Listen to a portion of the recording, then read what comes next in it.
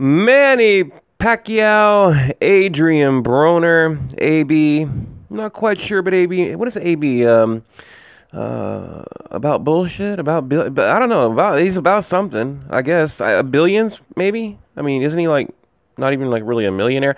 I don't know. It doesn't matter. I'm babbling. Okay, look, I got a good breakdown for you guys today. I watched the part 2, the Showtime All Access. It was a good one. Yeah, it was good. It's getting a little bit repetitive, though. I'm ready for the fight. Right off the bat, look, we think Pacquiao, he's getting older, right? After the Mayweather fight, and even before, we thought, he's getting older. Father Time catching up. Hasn't had a knockout in 6 years. Boom, knocks out Lucas Matisse. But how much of that was Lucas Matisse being washed up? I asked the question already. And how much of it was a revived Pacquiao, right? And how much of it was Boo Boy? How much of it was Pacquiao wanting to prove to Freddie Roach that, he can do it without him? I mean, I wonder. I think it's a kind of a combination, okay? But anyway, just a few points I want to make. Number one, Adrien Broner. And here's something that I'm not really hearing a lot of channels talk about, right? And being Broner in his size, okay? He's a much smaller fighter. He's basically a light welterweight fighter with decent power, okay? A 140 with good timing, good skills, decent power.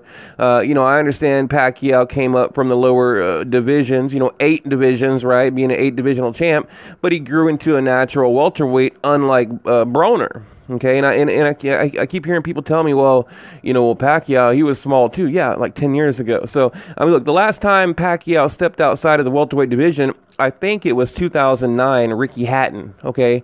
And then I think 2008, David Diaz, and then 2008, Marquez. I mean, pretty much from 2002 all the way up until 2009, Miguel Cotto, Pacquiao was under the welterweight limit, but since the Miguel Cotto fight, he's been a welterweight for the past 10 years, of 2009 to 2019, even jumping up to beat Margarito at catchweight, whatever they fought at, but above welterweight. So he's been a welterweight for 10 years, a decade, okay? And around 2012, 2013, Broner was fighting at lightweight. Then he fought Paulie Malignaggi at welterweight. I think Marcos Maidana at welterweight in 2013.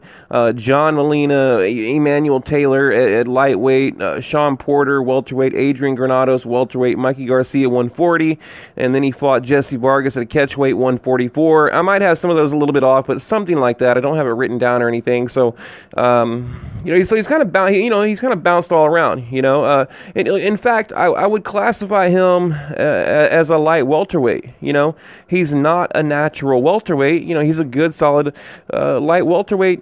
Fighter against a seasoned veteran, epic, global icon welterweight fighter. So you get my point. I mean, I've kind of driving it into the ground, but you get it. Paulie Malignaggi said it best. Styles make fights, right?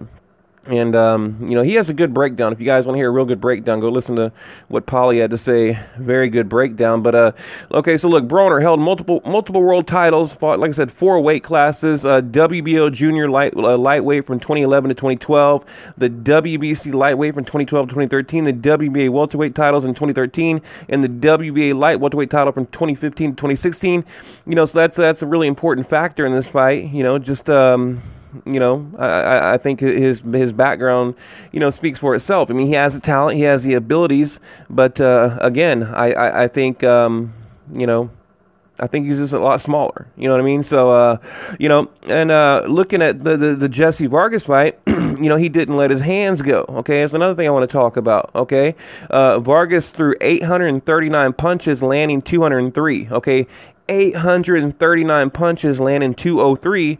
Adrien Broner only threw 507, landed 194. Okay, now if he does that shit against Pacquiao, there's no way he's gonna win. So obviously, like I said, obviously Broner was much more accurate with his shots. He landed like 38%, and Vargas only at 24%. But Vargas was a busier fighter, and of course, after that, Adrien Broner was whining and crying that he got robbed, and he was like throwing around like racist comments and stuff. After that, just acting like a fool, right? Acting like a fool, and he only made $1 million in that fight. By the way. But my point is, my point is, he needs to let his hands go, right?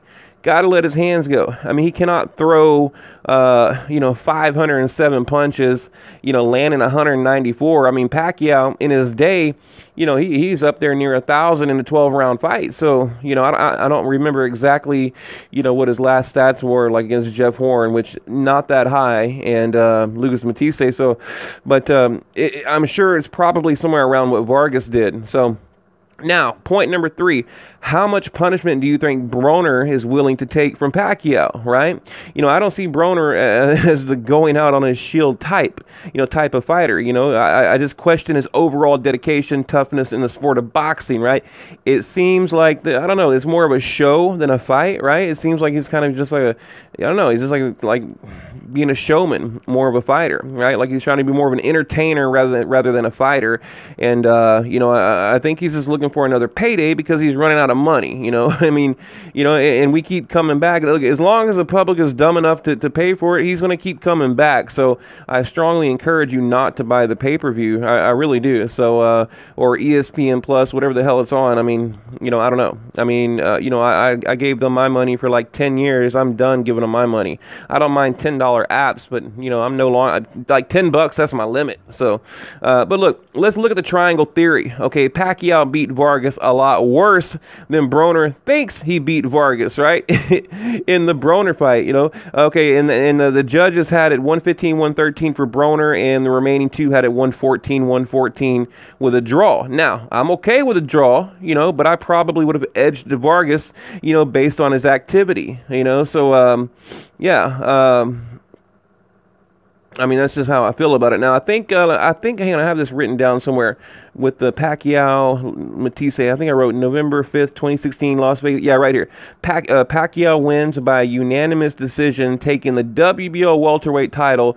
And, so I wrote he looked really good against Vargas and, made him look like a B-level fighter. And he was like 38 in that fight. So, yeah, Pacquiao being 38 in that fight up against Vargas, and still beat him better than Adrien Broner beat him, So, and here's the thing, Broner, he needs to be the youthful fighter. You can't fight in spots. You can't take a rest. He's got to rough him up like Jeff Horn did. He needs to use his youth to his advantage and, fight every minute of every round. He needs, he does. So, and I think what he's going to try to do, what I think Broner's going to try to time him, right? That's my thing. I think Broner's going to try to time him, and I think it's going to be a huge mistake, because again, Broner is not a welterweight. He's not a big power punching welterweight. I mean, sure, he has power, yes, but it's not that devastating, knockout power, right? I mean, he knocked down Sean Porter, but he popped right back up, recently. We're, talking about his recent power, display of power. And, but I think Pacquiao's got a good chin, I mean, I think about that Marquez knockout, but other than that, damn, that was like perfectly timed. Pacquiao jumping in, and if you watch the video, that Marquez knockout, Pacquiao and Marquez stepped on his foot, and he was like lunging forward, so it was like a freight train meeting a brick wall that jumped off the track. I mean, it was like the perfect storm, and he got KO'd. So I think that's what Adrien Broner is looking for. But again, it's going to be a huge mistake because I think Pacquiao, he's going to have the better stamina.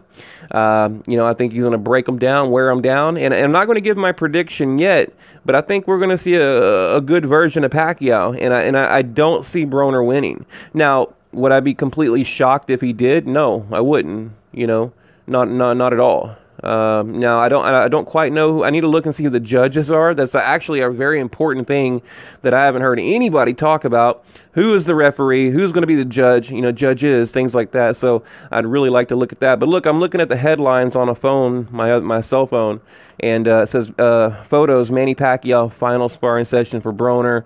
Adrien Broner reveals monster shape 7 days out from Pacquiao fight. Adrien Broner looking to shed shed something. Shed underachiever label with the upset win over Manny Pacquiao. And what the hell is Broner talking about? He's like, yeah, I'm taking it serious. I mean, there's $1 million lottery on the line. Like, what is he talking about? I'm sure he's talking about the Mayweather fight, but what makes Broner think he would be getting $1 million? Like, let's just say, it's January 20th. Adrien Broner, knocks out Pacquiao, spectacular fashion, and basically the 21st they announced Mayweather Broner. What makes them think he's going to get $100 million? Like, those days are over. Like, these guys, I don't think they quite understand that, I mean, look, now Canelo just got a hell of a deal, right? Hell of a deal. But other than that, Adrien Broner's no Canelo. He's no Mayweather, And so, I don't know. I think a lot of these Broner fans, they need like a reality check. He's not Mayweather. He's not Canelo. He's not some, you know what I mean? He is a light welterweight with decent power and, in my mind, a questionable chin. Okay? A questionable chin.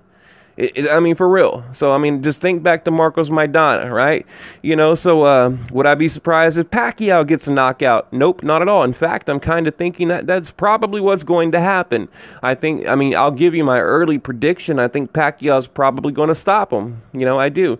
If not, then it's just going to be a one-sided beatdown, a 12-round beatdown. And, AB is going to say some smart-ass thing after the fight. And that's it. That's it. So...